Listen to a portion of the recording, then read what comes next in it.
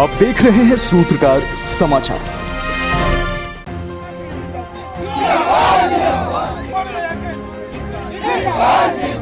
देश भर के साथ साथ झारखंड में कुर्मी समुदाय के लोग एसटी वर्ग में शामिल करने के लिए आंदोलनरत हैं। पिछले कुछ दिनों से इसे लेकर आंदोलन चलाया गया।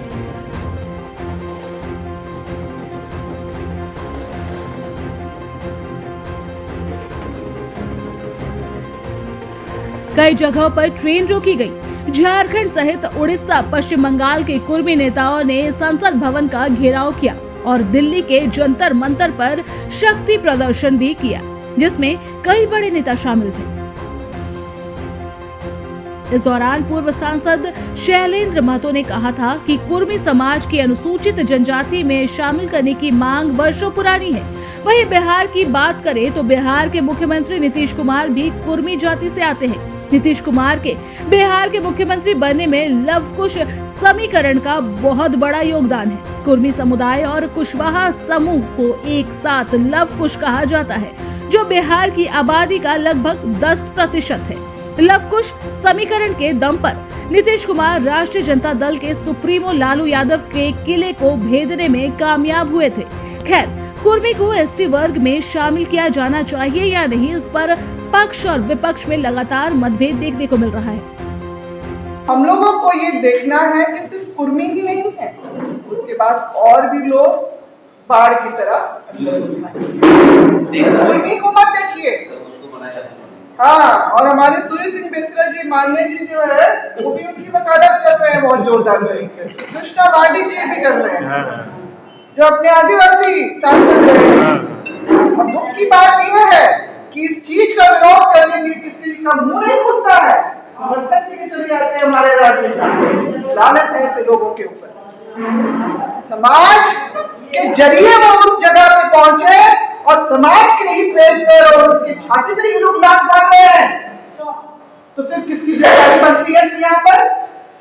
हमारे संगठन, हमारी जनता की जिम्मेदारी बनती है हम लोगों को किसी राजनेता का मुंह देखने। कुर्मी जाति वहाँ 22% है और कुर्मी को वेस्ट बंगाल, झारखंड और उड़ीसा राज्य के तीनों स्टेट के कुर्मी आदिवासी में पहले से थे और उनको 1931 तक थे वो लोग आदिवासी, और उनको आदिवासी सूची से बाहर कर दिया गया है। पटना हाई कोर्ट ने भी ऑर्डर में दिया कि ऐसे कुर्मी आदिवासी हैं। कलकत्ता हाई कोर्ट ने भी आदेश दिया कुर्मी आदिवासी में है, और उसके बाद उड़ीसा हाई कोर्ट का भी आदेश है आदिवासी में है।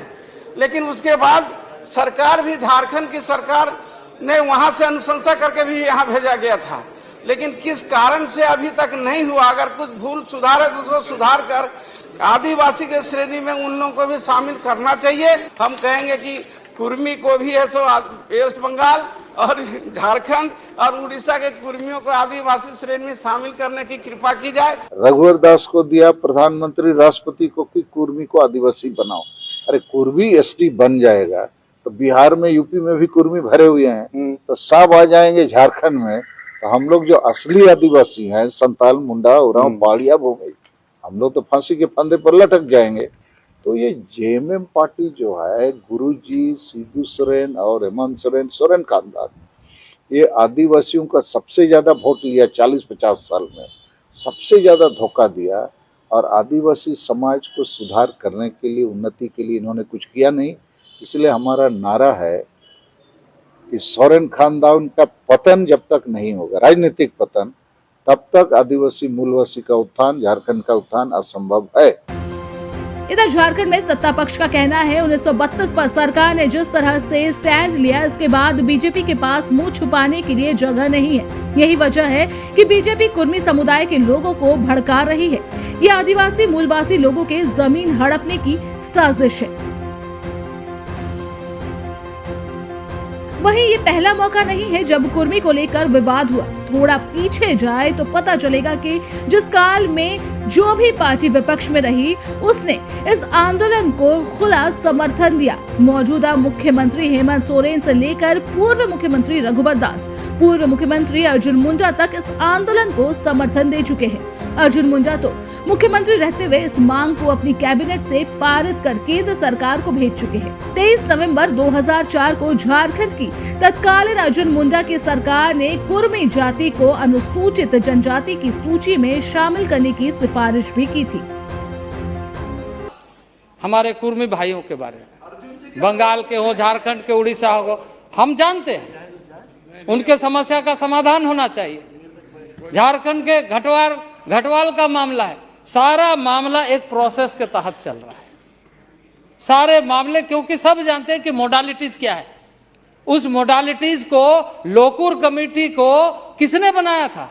आपने बनाया था, लेकिन लोकुर कमेटी के रिकमेंडेशन को भी आपने नहीं माना। लोकुर कमेटी 1965 में बनने के बाद उसको इम्प्लीमेंटेशन क्यों नहीं किया? देश आपसे पूछना चाहता है, देश की जनता, देश के आदिवासी आपसे पूछना चाहता है। आपके पास उसका उत्तर है क्या? न्याय देने का काम हमारी सरकार कर रही है, क्योंकि मोडालिटीज जो बने उसके आधार पर रिपोर्ट बनवा करके सदन में कैसे आए इसकी कोशिश हो रही है। लगातार संवेदनशील सरकार, विकास उन्मुखी सरकार, जनता के प्रति उत्तरदायी सरकार होकर नरेंद्र भाई मोदी के नेतृत्व में हम सब मिलकर के काम कर रहे हैं। इसलिए मेरा आग्रह है कि इस विधेयक को पारित किया जाए। अगर कुर्मी जनसंख्या की बात की जाए तो सरकारी आंकड़ों के मुताबिक यहाँ 10 से 12% कुर्मी है, जबकि कुर्मी नेता इस बात का दावा करते हैं कि राज्य में इनकी आबादी 22% के करीब है। वहीं उड़ीसा में लगभग 25 लाख कुर्मी रहते हैं। विशेषकर मयूरभंज, कुंजर, सुंदरगढ़, बालासोर, जाजपुर और संबलपुर जिलों में इनकी आबादी ज्यादा है। वहीं पश्चिम बंगाल में इस जाति की आबादी 30 लाख से ज्यादा बताई जाती है। बंगाल के जंगल महल इलाके में इनकी ज्यादातर आबादी रहती है। पश्चिम बंगाल, मिदनापुर और झारग्राम इसी इलाके में आते हैं। पश्चिम बंगाल में 42 सीटों पर ये जाति प्रभावी मानी जाती है। पूरे देश के साथ साथ झारखंड में भी इसका असर देखने को मिल रहा है। वैसे आपको बता दें, झारखंड में यूं ही नहीं, कुर्मी आंदोलन भड़का है। जब जो विपक्ष में रहा तब उसने इस मुद्दे को खुला समर्थन दिया, लेकिन सत्ता में आने के बाद हम आपके है कौन वाली स्थिति हो गई।